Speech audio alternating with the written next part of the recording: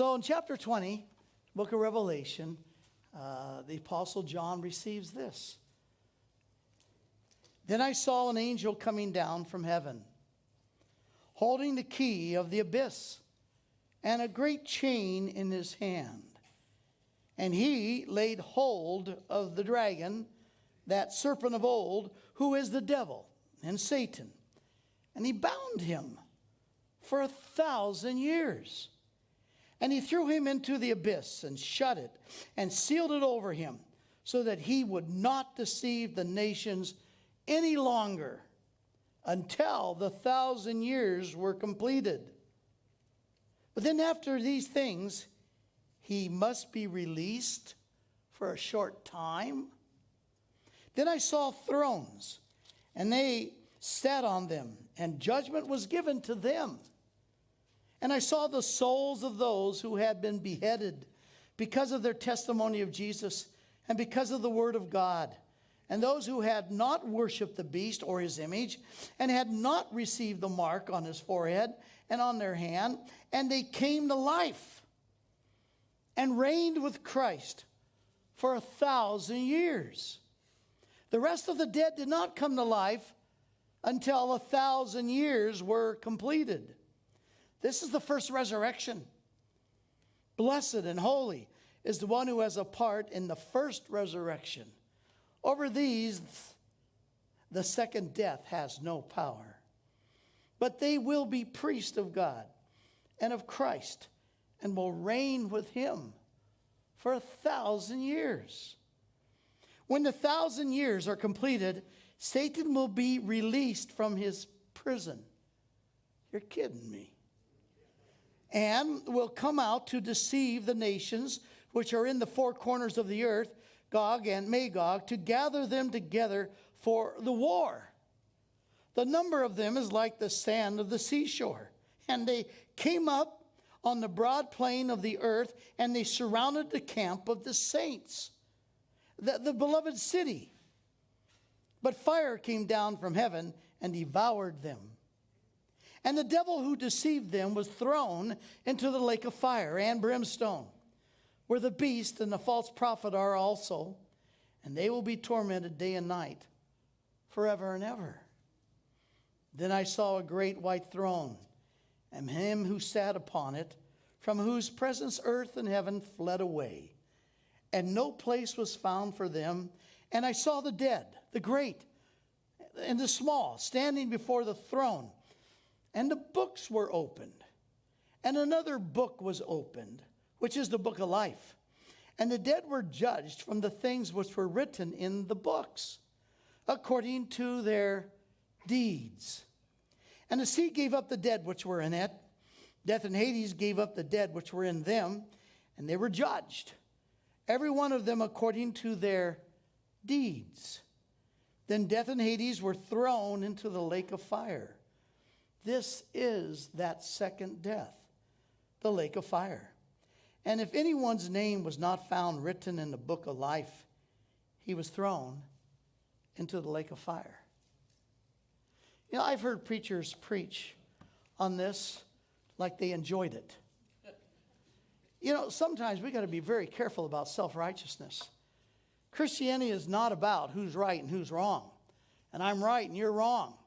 And then what I love about the doctrine of hell is that I can say, I'm right, you're wrong, and you're going to hell.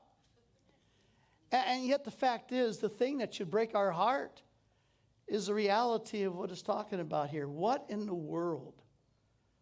Why would God of love bring such punishment upon people simply because they rejected his provision for forgiveness? That's one of the big questions that you're going to have people around you wondering about. And he talks about it here. But today we may not get to there because there's a whole lot going on here. Let's take a look and see what's happening here. Now back in verse 1, notice it says, Then I saw an angel coming down from heaven, holding the keys of the abyss and the great chain in his hand. Now, he doesn't tell who this angel is. But this angel is a little bit frightening because this angel is powerful enough to what? Look at verse 2. He laid hold on the dragon, the serpent of old, who is the devil and Satan, and bound him for 1,000 years. So we're not sure who this angel is, but it's always fun to guess, isn't it? Because then we can guess, then we can fight over it. By the way, we don't fight over the interpretations of prophecy. Why? Because when everything's said and done, guess what? We all so relax. I think this is Michael. The reason I think this is Michael is he is an archangel, powerful angel. Jude, verse 9, says that when he was arguing with Satan over the body of Moses, that he would not bring a railing accusation against Satan, but said, may the Lord rebuke you. That makes some people think, well, maybe Lucifer is more powerful than Michael. The only thing with that is Michael might have been following protocol, saying, it's not within me to rebuke you, Satan, but may the Lord rebuke you. Maybe he's just following orders. And the reason I say that, because remember in chapter 12, there's a war in another dimension called heaven, a war in heaven. And remember, Michael and his angels are fighting Satan and his angels. Remember, Michael's got 2 angels to the devil's 1 angel. Because remember, only a third of them were swept away when they were tempted to follow Lucifer. Remember, we talked about that. Why would these angels, why a third of them would want to follow Lucifer? But remember, we learned in Acts 28, Lucifer was the anointed cherub. He was probably one of the most powerful angelic beings created by God as most likely the high priest of the angels. Remember, he's described having this ephod with all the different stones of beauty, and that he was the anointed cherub. The word anointed means Messiah. Cherub was of the race of cherubim. Remember, you have the seraphim singing, holy, holy, holy. They're the choir. But remember when Adam and Eve were kicked out of the garden? There were 2 angels there to protect, to make sure they did not come in and violate the holiness of God. And what race of angels did these guys come from? They were cherubim. And the anointed cherub was this Lucifer. Now, if he had been indeed like the high priest of the angels, what did the high priest do in Israel? Represented the people of Israel to God and represented God to Israel.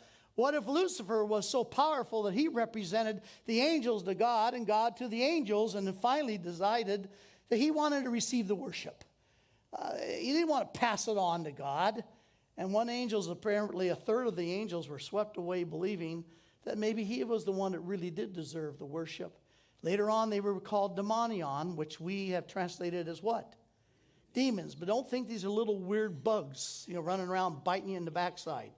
Demons are basically angelic beings, but who are committed to follow. Well, here, there was a war in heaven, and who defeats Lucifer? Michael and his angels. And so that's why I believe this angel who comes down and finally takes out the leader of Satan and his angels, Satan himself, is most likely Michael himself. That's my opinion. I think Jesus agrees with me, but we'll find out. Now, he binds him for 1,000 years, and he threw him into the abyss and shut it and sealed it over him, so that he would not deceive the nations any longer until 1,000 years were completed. After these things, he must be released for a short time. Now, as we've looked at this chapter, we see that Satan and his angels are going to be confined in an abyss, a prison, for 1,000 years. We see a little later that we, or at least those who lived during the tribulation time and were martyred, are going to reign with Christ for 1,000 years. Matter of fact, the promise of chapter 3, verse 21, to those living in the tribulation time, he says, if you're an overcomer, you shall sit on my throne as I sit on my Father's throne. Remember chapter 5, verse 10 of Revelation. He made us to be, or them to be, a kingdom of priests. And they shall what? Reign with Christ. Now, the reason I'm going back between a them and an us is that I have a little bit of a hard time finding out where we are at. But we'll kind of deal with that when we get to that. Now, also, that brings up this question. 1,000 years. He mentioned it 6 times. 1,000 years. 1,000 years. Is this literal? Is there going to be a 1,000-year reign? That when Christ returns, he reigns on this earth as it is for 1,000 years. And then there's a great white throne judgment, and we move into the new heaven and the new earth. That's Revelation 21 and 22. That's ultimately how this whole thing is going to end and move us into the next creation. But there are some different views on this. And let me just, for example, there's the all-millennial view. All-millennial view basically would say that this is not a literal 1,000 years. It's symbolic of a long time.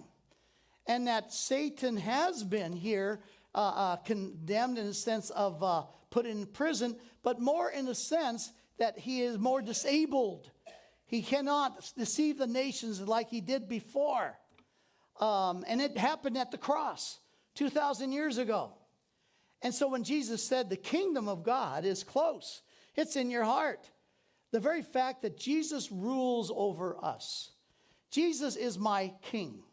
I have one all-millennial friend who simply say, we serve at the pleasure of Jesus Christ with all apologies to the West Wing. I agree with him.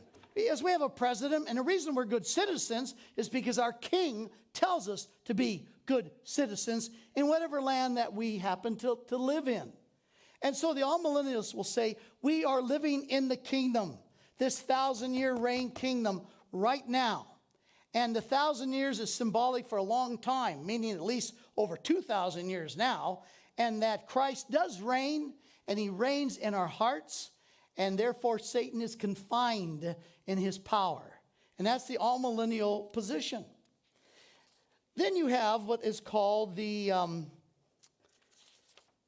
post-millennial approach. Now, the post-millennial position is not as popular today as it was before World War II.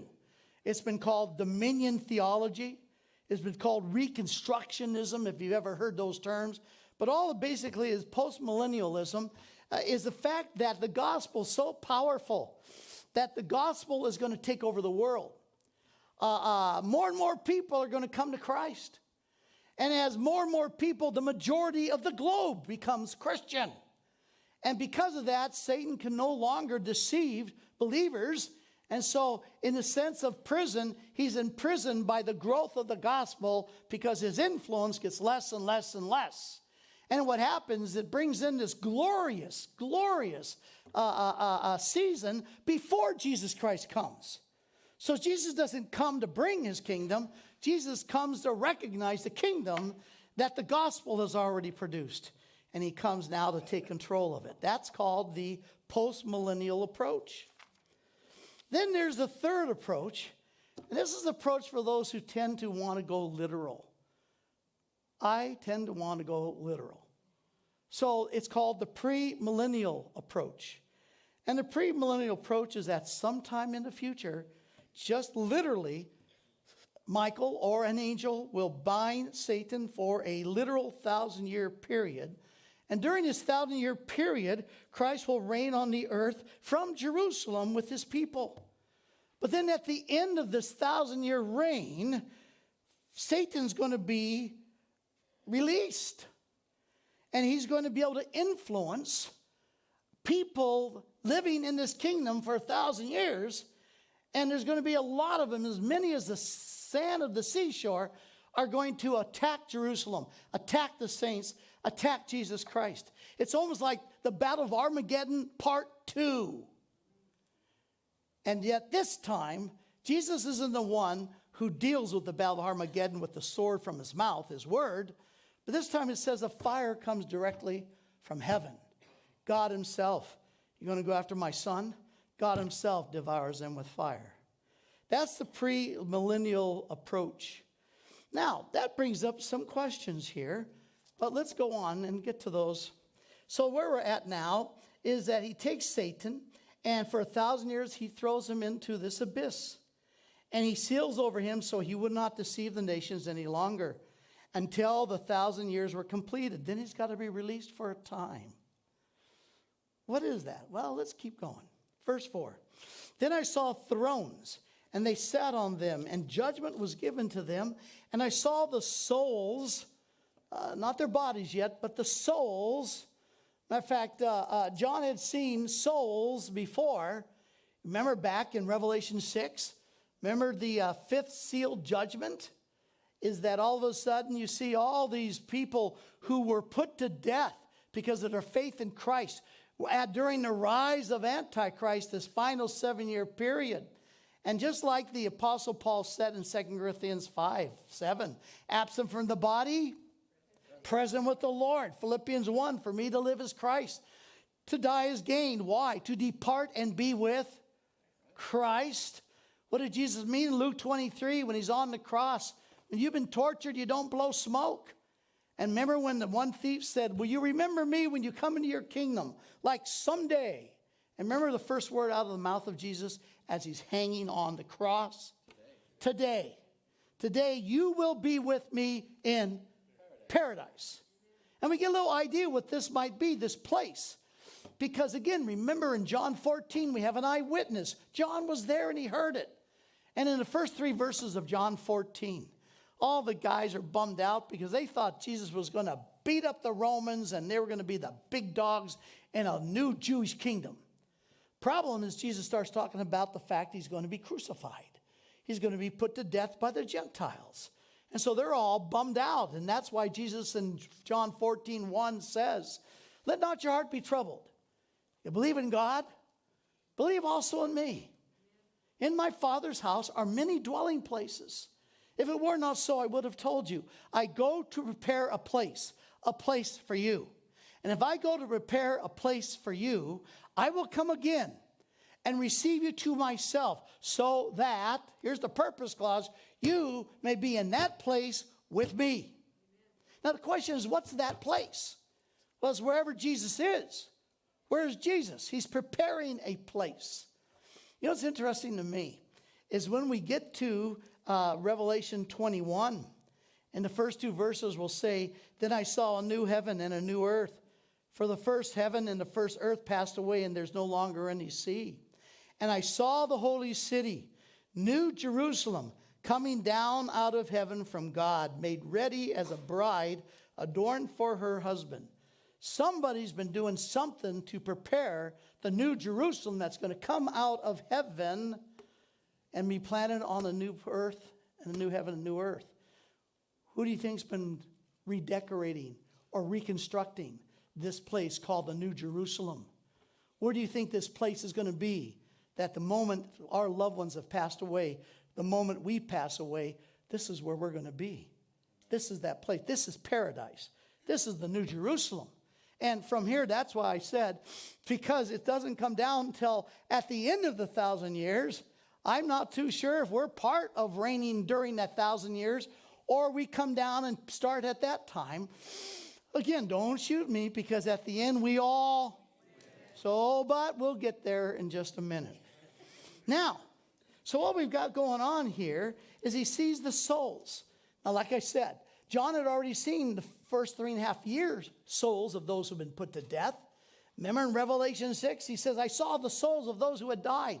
And here's their first day in heaven, first day in this place that Jesus is preparing, the New Jerusalem, I believe. And they're complaining. I think I'd be happy. But they're complaining. What are they complaining about? How long will it be, oh God, till you bring justice?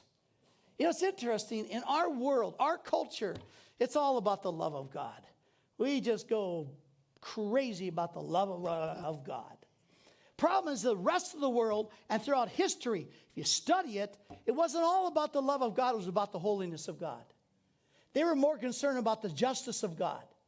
Because the suffering and the death and the persecution throughout history, for those who are believers, especially the last 2,000 years, other countries, those Christians who have suffered greatly, they're more concerned, is God holy, than they are about God being love.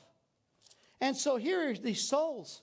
What's on their mind is, Lord, when will there be justice? When you bring judgment? And remember in Revelation 6, verse 10, he says, and God gave them white robes, told them to chill until the rest who will be put to death as you have been is completed. And then I'll return and you'll see justice. So John's seen souls before. We're here. Now he sees the souls of all of those, apparently, who have died because of their faith during the 7-year period of tribulation. So I saw the souls of those who had been beheaded. Here's some of the ways they died. Because of their testimony of Jesus and because of the word of God. And those who had not worshipped the beast or his image, and had not received the mark on their forehead and on their hand. You know, it's interesting. If you were to ask me 40, 50, 60 years ago, or anybody else at that time, if somebody was going to rise to world power, this is where Putin's got it all wrong. He's kind of blew it. Because he still believes you rise to world power through military. Boy, he's been real successful, hasn't he? Now he's got the whole world hating him. Because no longer can somebody take control of the world like Hitler did through military, because too many people have got the button. You know what I mean by that? Too many people have the button. India's got the button. The United States got the button. Russia's got the button. We don't know out there who all's got the button. And so it's not going to be through military power, but China's figured it out already. How will one rise and take control of the world? It's not through military. It's going to be through the economy, the economics. I mean, you ever really wonder? This morning I was working on my taxes, and my tax guy sent me information, things I still need. And so all you got to do, Darryl, is just have somebody email that to you, then we'll email that to us, and we're going to be fine. And I'm going, yeah, as long as the email works. And I realized, just other than the money I've got in my pocket, all the money I've got is, I don't know. But it's in some kind of electronic world. And I don't think we remember whoever controlled the electronic world. Remember what happened a month ago? If you had a Russian credit card, you're dead, you're done. Until China stepped in and said, we'll bank it. I mean, it would be so easy for your credit to be just taken away. Point being is simply this. Like I said, things aren't falling apart. Relax. Things are falling into place. Because now, unlike 50 years ago, 100 years ago, we're seeing now that the only way anybody's going to take to world control and world power is going to be through economics, and that's exactly how Antichrist does it. Buying and selling the mark of the beast. These would not take it. And so it says, and they came to life. So they're in souls, but they came to life. There's a resurrection here. Just like conform to the resurrected body of Jesus Christ, Paul says in Philippians. When he says, if you want to see what your resurrection body is going to be like, go look at Luke 24.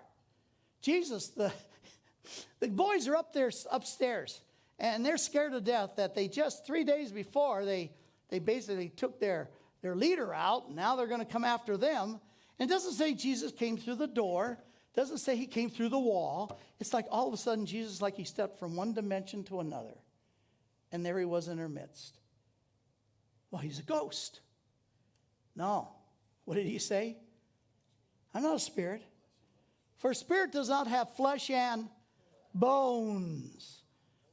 Interesting. Notice flesh and bone. Normally, that's not what you say. Normally, you say what? Flesh and blood. But if we are made out of a different substance, like 1 Corinthians 15, Paul says that the substance here is earthy. It's made of dust. And for it needs to have oxygen. Every single cell I have needs oxygen. How am I going to get the oxygen to every one of my cells? Blood. But he says we're going to have a glorified body that's going to be immortal, not mortal. It's going to be made of a substance from heaven.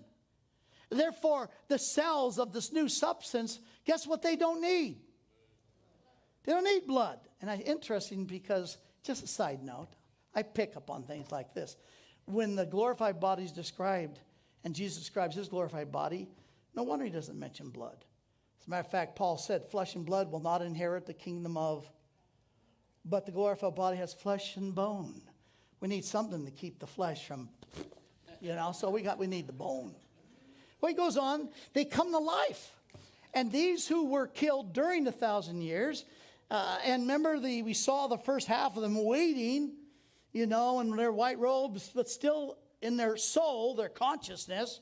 But now it says they came to life. And what's the first thing they do? They reign with Christ for 1,000 years. And again, either some would say, well, it's really, we have spiritually come alive. and we reign with Christ because we have this authority in our submission to Christ. I don't know. When you start spiritualizing stuff, you kind of go wacko, in my opinion. Wacko, is that a good word? Wacko. That's why I tend to want to go literal. It says he reigns with Christ for 1,000 years. Now the rest of the dead. Now that's everybody else who's died. So the only people who have been resurrected at this time for sure are those who served and died during the tribulation time. Again, like I say, it may include all of us. And this time, maybe this is when we receive our resurrection. But it doesn't say for sure. Matter of fact, all I know is that if I'm right and we are transferred the moment we die to the new heaven and earth as far as the future New Jerusalem, and we're in a place, and it doesn't come down until the end of the 1,000 years and the beginning of the new heaven, new earth, I don't know if we're even around, folks, which doesn't bother me alone. I don't need to be around to do this. Well, I want to rule, you know. Don't worry, you probably won't even be there. Anyhow, he says the rest of the dead did not come to life until the 1,000 years were completed. This is the first resurrection. Now, blessed and holy is the one who has part in the first resurrection. Over these, the second death has no power. Now, what is this second death? Well, he's going to tell us at the end of the chapter that basically, then death and Hades were thrown in the lake of fire.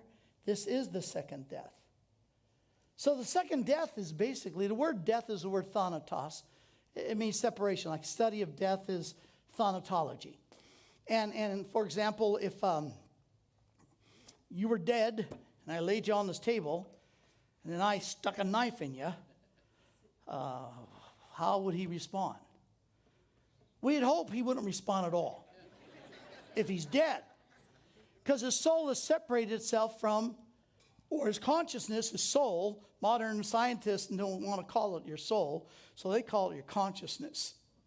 That's fine with me. Call it whatever you want. It's me. Yeah. But it separates from my body. And basically, something is physically dead. It means it cannot respond to physical stimuli.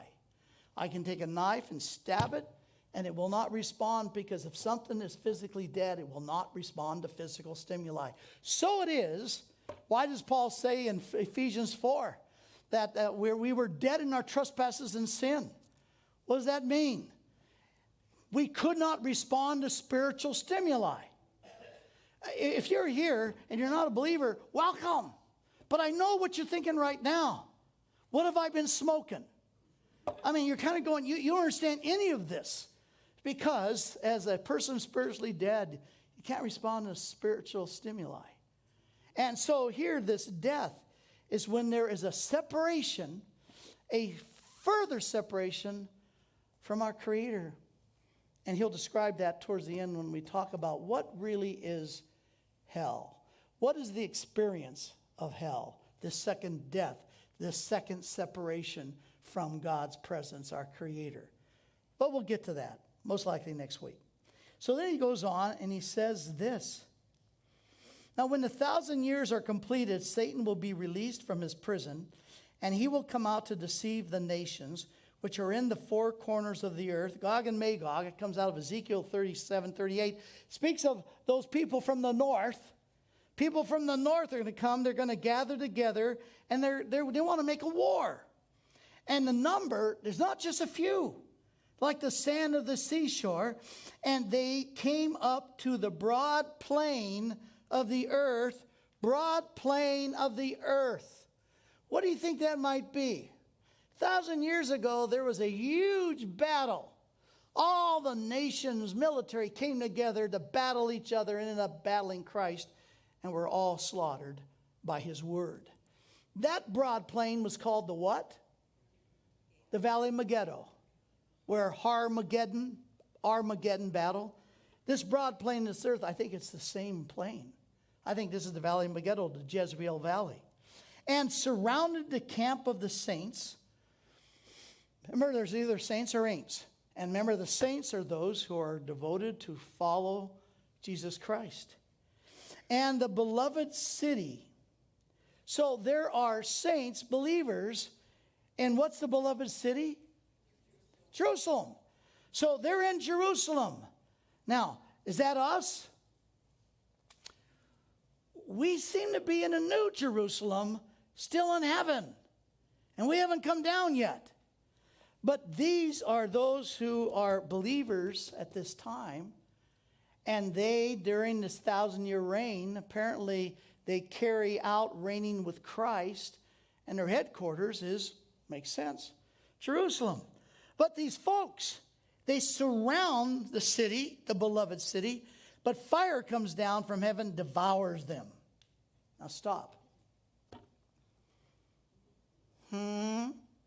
What's happening here? When a Christian dies, their soul goes to heaven. Those who were raised in glorified bodies and are reigning with Christ. But it's a very interesting thing. If you go to Isaiah 65, Isaiah talks about this time as well. But he throws a monkey wrench that actually turns out to explain the whole thing. Because the question we're dealing with, you have all believers coming into the kingdom. And 1,000 years later, we've got individuals that are now want to destroy and attack Jesus Christ at the end of the 1,000 years. How could that be possible when they are now in glorified bodies? Well, what if they're not all in glorified bodies? What if there are people who actually enter into this 1,000-year kingdom in physical bodies? You're kidding. Well, let me ask you this. Remember in Revelation 12? There's a group we can't forget. Because Revelation 12, remember it says that the great dragon wants to destroy the woman who gives birth to the child, because the child is going to defeat him and rule with a rod of iron. Of course, that's Satan wanting to destroy Jesus. But remember then after the war in heaven, and Michael defeats Satan and his angels, then it says that Satan then is cast down to the earth. Now, he's already been removed from his position as high priest at Ezekiel 28. But he still had access to heaven. How do we know that? In Job 1 and 2, who was accusing Job? In Revelation 12, it says he's cast from the presence of God so that he can no longer accuse the brethren day and night. So he's kind of cast first from his position, but now he's cast from even the presence of God, and he's cast to this earth. Now remember, it says when he's cast to the earth, this is about the middle point of the tribulation. Up to this time, Antichrist, the prince who is to come, remember Daniel 9? And it says that he made a covenant with the Jews for 3.5 years, enough time for them to build a temple. But all of a sudden, right in the middle of the week, Daniel 9:27, something happens and he turns against the Jews. He basically violates the temple, moves in, says, I'll be the object of worship. Temple's no longer you Jews worshiping a God. You now worship me. And remember, they run because it says, and therefore he went after the woman to destroy her. But it says, one like an eagle came, and remember, took them swiftly to the wilderness somewhere in the southwest of Judea. And we're told that they're protected.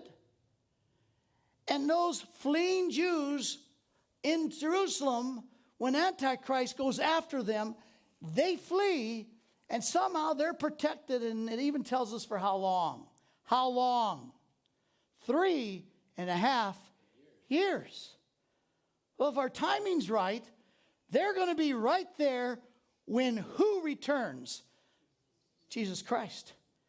Now, all of a sudden, Zechariah chapter 12, you go, oh my. Because Zechariah 12 says, and Israel shall see the coming of Christ. They shall see him come.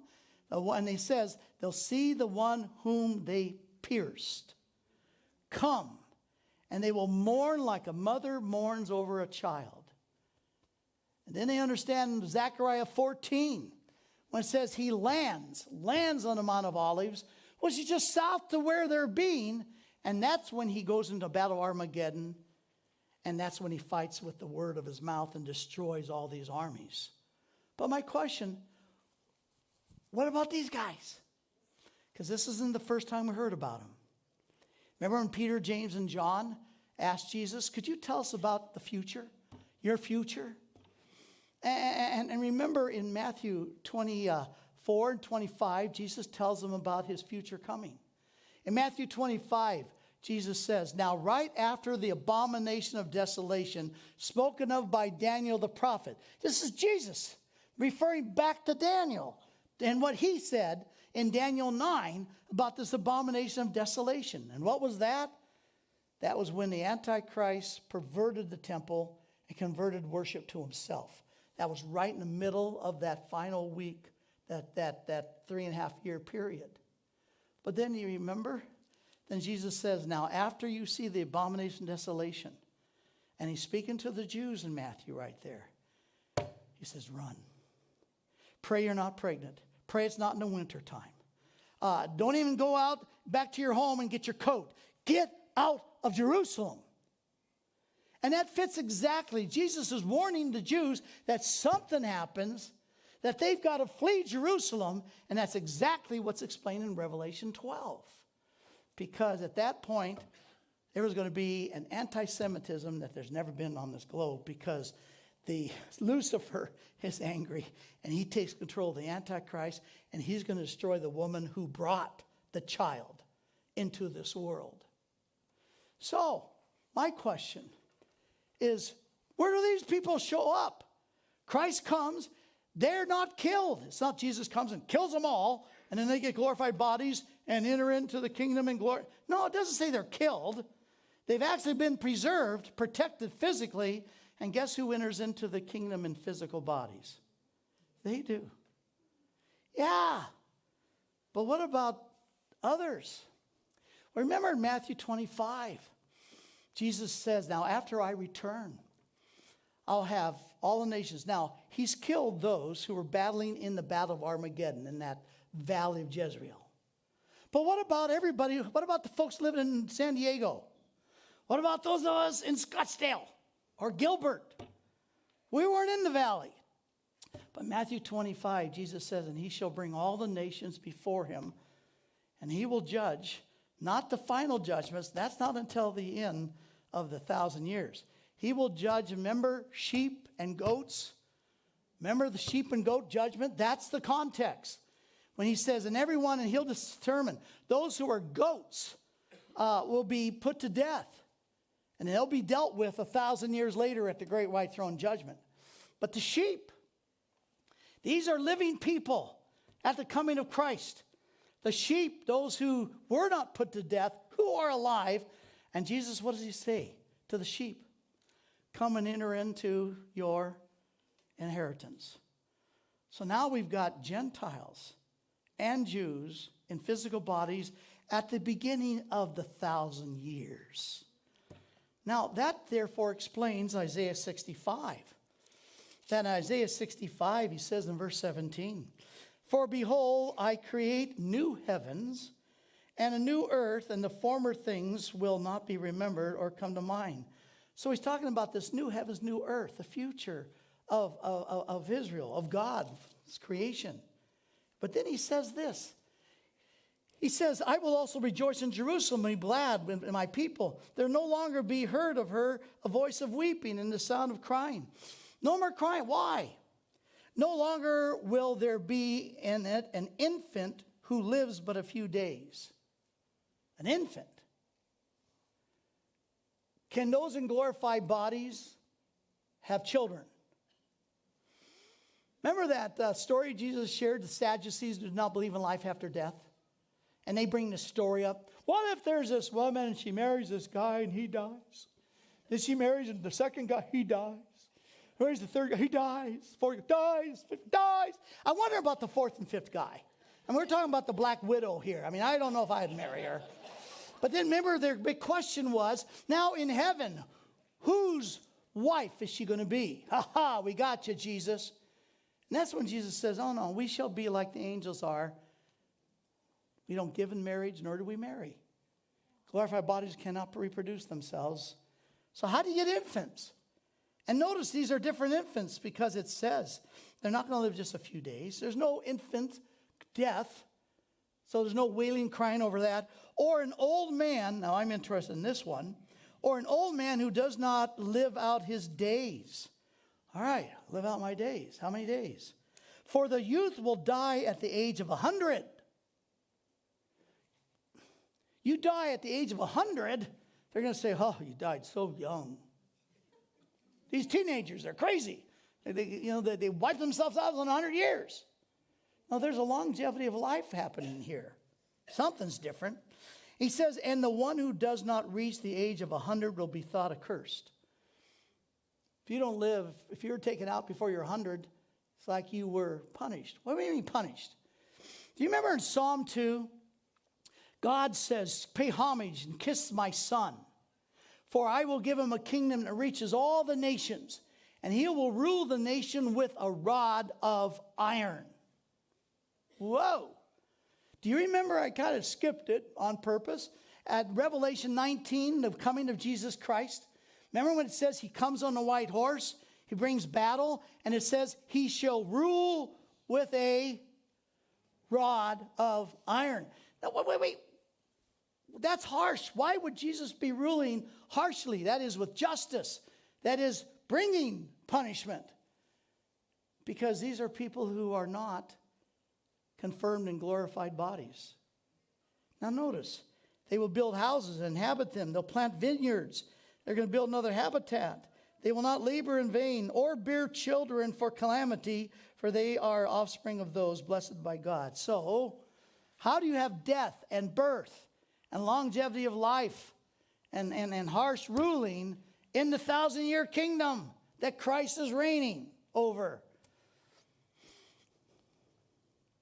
But it can't be these people who entered into glory, with physical bodies, because they were all believers. Remember, they were sheep. They were Israel, who all Israel shall be saved. Believers, they were all, everybody with a physical body entered in, and they were all saved. Much can happen in 1,000 years. Matter of fact, there are things that happened 1,000 years ago some of us think is myth. Could it be that actually the second coming of Christ 1,000 years later is going to be thought by some as myth? It never really happened. We don't even know what's really happening. And what happens is that you have, after 1,000 years, generation, until you have multitude of people who still have an authority problem and a problem with God. So grasapa. Do you think maybe that's why Satan is bound during this 1,000 years? Because if Satan's not bound, his influence is not taken away, then I got a bone to pick with God. Let me get this straight, God. So you're going to judge all these people. You're going to release them to go to hell. And it's not their fault because they were all manipulated by the devil. They were controlled, deceived by the devil. And it's the devil's fault. So you're now going to judge all these people because of the influence of the devil. He should be the only one who pays. That would be the justice I would bring. Unless God knows. No, all the devil can do is deceive you with thoughts. Remember, I've told you this before. What's the dumbest thing Judas ever did? If you're going to betray somebody, betray Matthew. I mean, he's short. He's a tax collector. You can beat the spit out of him. I mean, why take on the guy who walks on water and stops the storms? He could hurt you. So where does he get this idea and the thought to betray Jesus Christ? We have an eyewitness on this too in John 13, verse 2. It says, and Satan put it into the heart of Judas to betray Christ. So it was Satan's fault. Wait. All it says is that Satan put it into the heart, gave the thought, the desire. Satan learned that from God, Psalm 37:4. Delight yourself, take pleasure in pleasing God, and he'll implant his desires in your heart. Now, when God plants his desires in your heart, do you always carry out those desires? No. What do you think Paul means by quenching the Holy Spirit? Most of the time we don't. So it is, at that moment, all Judas has is the thought and the desire. Later on in verse 34, 35, it says, now Satan entered into Judas, and then he left to do the betrayal. But it wasn't until Judas made the decision to surrender, to obey that thought implanted. So here we want to blame Satan for people being deceived and lost. No. All he can do is deceive, create doubts. But man makes the choice based on his own nature. And by God removing Satan for 1,000 years, man is left on his own to make his own choices. And apparently a lot of them still choose to not want to surrender to their Creator. And thus, that's why Satan is. Why is he released towards the end of the season? To harvest out all of the impurity. Basically, those who are already prepared, wanting to figure out a way to rebel against the authority of Jesus, even though he's reigning from Jerusalem. And all Satan does is just gives them the thought and how to do it. Because they're ready. They're already hardened their hearts towards Christ. And so Satan's released, brings them all together, and they attack the believers. They attack the center of the power of those who honor Jesus Christ, who are basically assigned there in Jerusalem and there in the beautiful city. So they surround to destroy. And yet this time, who takes them out? Fire from heaven. The Father engages at this time. Now, it goes on, then it says verse 10, and the devil who deceived them was thrown into the lake of fire and brimstone, where the beast and the false prophet are also. Remember when Christ first returned, there in chapter 19, he cast the Antichrist and the false prophet into this place called the lake of fire. How long have they been there at this time? 1,000 years. And notice it says that they were thrown in the lake of fire and brimstone where the beast and the false prophet are also. Doesn't say was. They're still there. And they will be tormented day and night forever and ever. We'll talk more about what is that about next week. But then he says in verse 11, then I saw a great white throne, and him who sat upon it, from whose presence the earth and the heaven fled away. No place was found for them. And I saw the dead, the great, the small, the stand. This is that second rise that's going to make these people are now susceptible to that second death. So he says, and I saw the dead, the great, the small, stand before the throne. Books were opened. And another book was opened, which is the book of life. And the dead were judged from the things which are written in the books according to their deeds. What's that all about? Well, if you're going to ask most people, how are you going to get to heaven? What's their answer? Good works. Just about every religion is all about, if I do more good than bad, then God will look at it. Or there's others who will simply say, I don't deserve judgment. I'm a sinner. And I resent the fact you imply that I am. So, guess what? This could be the final accusation against God. God, aren't you going to give everybody, we're talking about innocence here. You know what really bothers us about hell?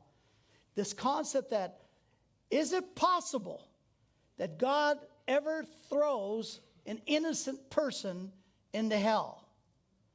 That's what bothers us. Because we believe he's going to. Because we believe there's going to be people who are innocent that will be cast into the lake of fire. What if I show you next week that is absolutely ludicrous? God will never cast an innocent person. And I'll show you next week how that actually works out, even with babies and people who are mentally challenged. We'll talk about that next week. But what's going on here is that I'm talking about those who are saying, I don't need forgiveness.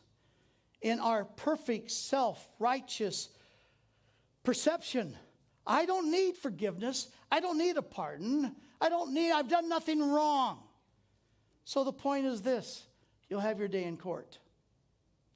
God in his purity. Remember we said God in his judgment is so pure that he won't even initially bring the judgment in Revelation. Because like I said before, God knows he's never had a headache. In other words, he's never been a human being. How can God, who's never been a human being, know what it's like to be tempted? But his son has been tempted in every way, yet without what? Without sin. And that's why Jesus said in John 5, Father judges no one, for he's given all judgment to the Son. So here's God so careful in his purity of his holiness, even in his holiness bringing judgment. Here he says, all right, if just in case there's somebody who's perfect in character, perfect in every way, and there's no need in their perfection for any sense of pardon or forgiveness, God gives them their day in court. And they're judged out of these books, the books of their deeds. But it mentions this book of life. But if your name's not in the book of life, we're in trouble here. And remember, this word book of life is used 2-3 times in the book of Revelation. But it never tells us how to get in there. Once you're in there, it says, I want to erase it. And I don't know about you, but I kind of would like to know. The reason is because at the very end, whose name's not written in the book of life is cast into the lake of fire. I want my name in this book. Well, that's why this fall, Lord willing, when we return together, we're going to keep right on going, and we're going to study 1st, 2nd, 3rd John, because these 3 books were written after the book of Revelation, after John gets off the island of Patmos. And there's no explanation in Revelation how you get your name in the book. But in 1 John chapter 5, apparently John got a lot of questions. And he answers the questions. And remember, he says it's the moment you placed your trust that Christ was the provision for your forgiveness, and you repented. You owned up to the truth that you needed forgiveness because of the cosmic betrayal of turning your back on your Creator and becoming indeed an enemy of God instead of one of his own. So, your name's in the book of life, and the dead were judged from the things that were written in the book according to their deeds. Then it says, and death and Hades were thrown in the lake of fire. This is that second death, the lake of fire. And if anyone's name was not found written in the book of life, he was thrown into the lake of fire. You know, sometimes we really do try to scare the hell out of people. And we take our imagination and we talk about, oh man, hell, you're going to have snakes crawling out of your eyeballs, you know, and it's just going to be, and forever and ever, your skin's going to be burning off. Ah! You know, and that's one reason people, matter of fact, you're going to find, this is the idea of hell is the very first doctrine in the Scripture that is thrown out. And I wish there wasn't a hell. I got some people I love that I have no confidence that they have any relation with God at all or want to have one. So anything I talk about, but I want to know, what does Jesus say about hell? What does the Bible say about hell? When you start burning your skin off, remember, we don't have skin. These people will not have skin. They're souls. Souls do not have nerve endings. And when there's gnashing of teeth and outer darkness, there's something very serious going on there. We don't have to make up stuff. But then what is going on there? What is hell? Why is hell? What's the experience of hell? Oh, time's up. We'll pick this up next week. God bless you. Thank you for coming.